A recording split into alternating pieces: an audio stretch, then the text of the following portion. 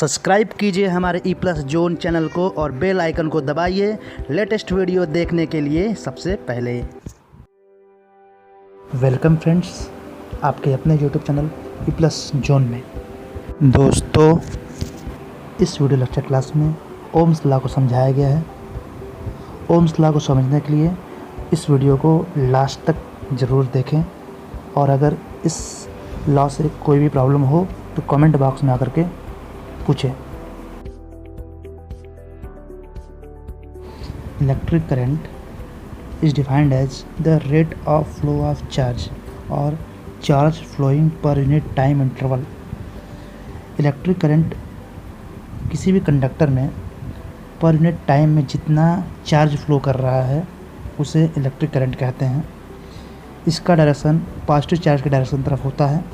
इसकी unit ampere होती है और यह एक स्केलर क्वांटिटी है। रेजिस्टेंस, किसी कंडक्टर में करंट के फ्लो होने पर कंडक्टर के एटम्स और अनदर फैक्टर्स द्वारा किया जाने वाला व्यवधान को ही कंडक्टर का रेजिस्टेंस कहते हैं। इसे आर से रिप्रेजेंट करते हैं और उसकी एसआई यूनिट ओम होती है। ओम्स लॉ, जब फिजिकल कंडीशन जैसे टेम्परेचर, इंटेंसिटी ऑफ लाइट में कोई परिवर्तन न हो तो कंडक्टर में जो करंट फ्लो हो रही है वह कंडक्टर के एंड्स पर लगाए हुए पोटेंशियल डिफरेंस के डायरेक्टली प्रोपोर्शनल होती है।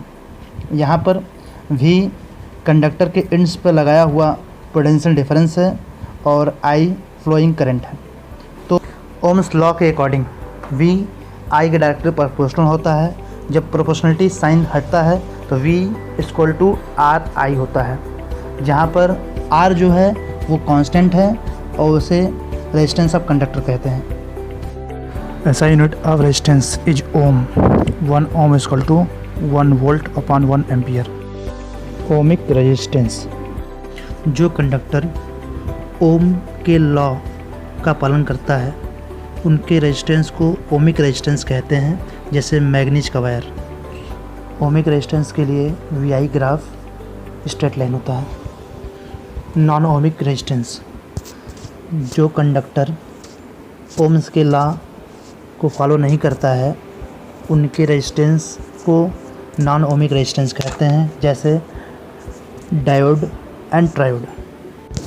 VI graph for non ohmic resistance is non linear. इसके लिए स्ट्रेट लाइन ग्राफ नहीं होता है।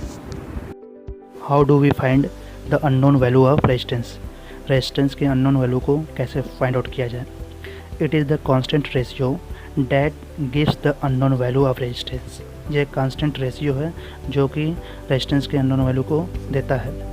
For a wire of uniform cross section the resistance depends on the length and the area.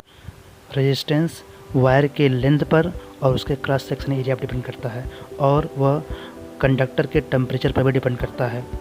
यहाँ पर इसका एक फार्मूला बनता है R = ρ/A, where rho is specific resistance और रेजिस्टिविटी, और ये वायर के मटेरियल को बताती है।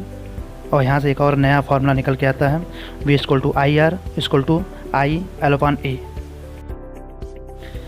L/A is called current density और इसे J से डिनोट करते हैं। इसका SI यूनिट एम्पियर/मीटर स्क्वायर होता है।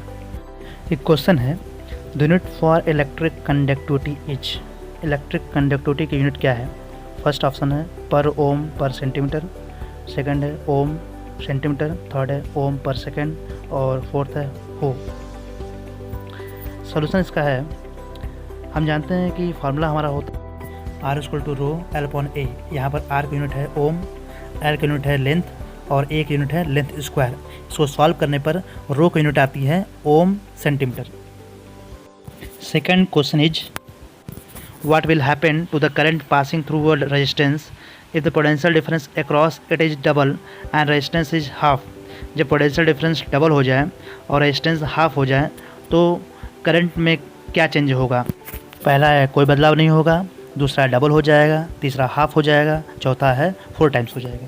इसका सलूशन है, ओम्स लॉ को देखें तो I = V/R होता है। और वोल्टेज डबल हो रहा है, रेजिस्टेंस हाफ हो रहा है, तो इसलिए I dash equal to 2V/R/2 हो जाएगा। तो I dash equal to 4I होगा, जिससे करंट 4 टाइम्स हो जाएगा। वीडियो पसंद आया हो तो कमेंट बॉक्स में जाकर के ज़रूर बताएं, जिससे मैं इस तरीके का वीडियो और बना सकूं। और यदि अभी तक आपने सब्सक्राइब नहीं किया है तो सब्सक्राइब कर लें, जिससे आपको मेरे सारे वीडियो समय पर मिल सके।